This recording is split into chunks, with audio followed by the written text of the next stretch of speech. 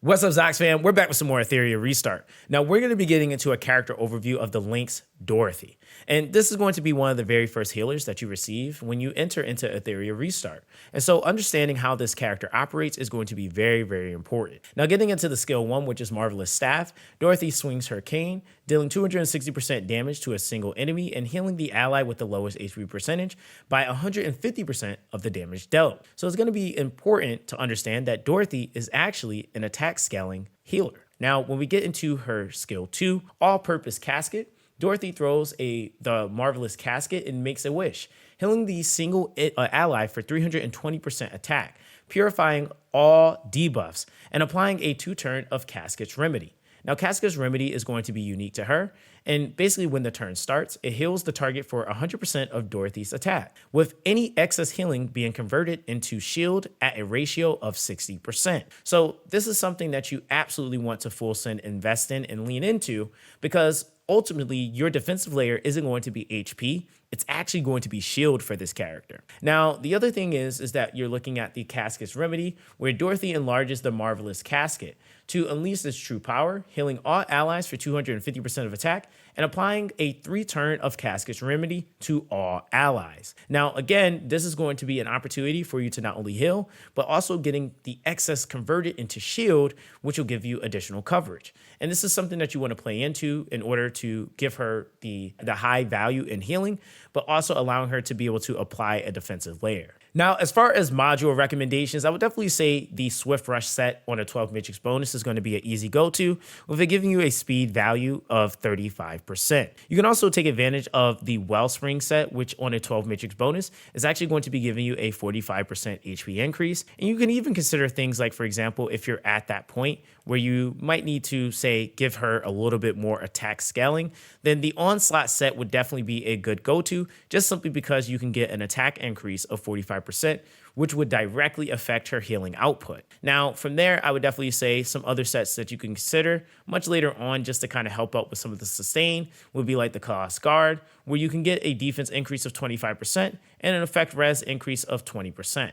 Now, if you want more speed and also healing output, then you might want to actually consider the Swift Raid set, where the Swift Raid set is actually going to be giving you a speed increase of 15% and also an attack increase of 20%, which again, directly is going to be scaling her healing. Now, from there, I would definitely say when you're looking at your main stats and substats that you want to focus, things like, for example, attack bonus, HP, and attack bonus would be really good. Again, just to kind of help out with some of the sustain with this character. But as you start to get more of an investment into your gear, I definitely would say you can kind of mix and match this if you want to go HP, HP, attack, or attack, attack, attack, and you have enough bulk or sustain in other areas, then that might be worth trying depending on your composition. Now, some of the things that are going to be great for substats are going to be things like attack bonus, as well as flat attack. You can also look at more bulkier stats, so HP defense, and of course speed for rotation purposes. And then effect res doesn't hurt if it ends up in there.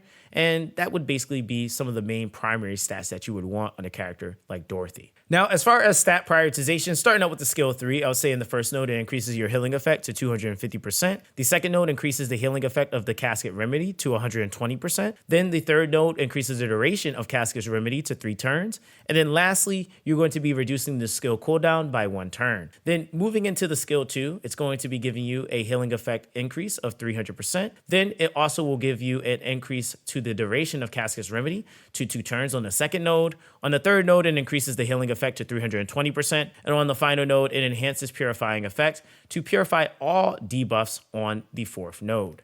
Now, when we're looking at the first node, the first skill, in the first node, it's going to be then increasing the damage multiplier to 240%.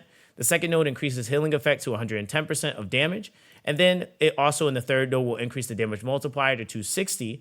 And then lastly, it will increase the healing effect to 150% of the damage. Now, as far as shout recommendations, starting out, you have the Shadow Runner, so Unbridled Science, Teacher Owl, Star Reason, the Mermaid Princess, Diamond Heart, Shanghai Jing, the Electro Squid, Alicorn, Supernova. Count can work, just simply because you can get an attack increase of 35% before you go, and that's going to help with scaling your overall healing. Now, of course, getting into our infamous pros and cons, I would definitely say some of the biggest pros with Dorothy is the fact that she has healing that scales off of attack. This is something that allows her to not only keep her team alive, but also being able to add some additional damage damage to what's being applied to the enemies already. Now, the other thing that's really nice about this is the conversion of attack into shield, which makes her kind of like a baby version of Hellkid, considering he's an attack scaling shielder. And so with that, you basically technically have a defensive layer that will still come into play. And then you're still able to have that raw attack, which will be applicable to the overall healing that she can give her party. Now, I'll say one of the biggest cons to Dorothy is that I feel like she has a really high skill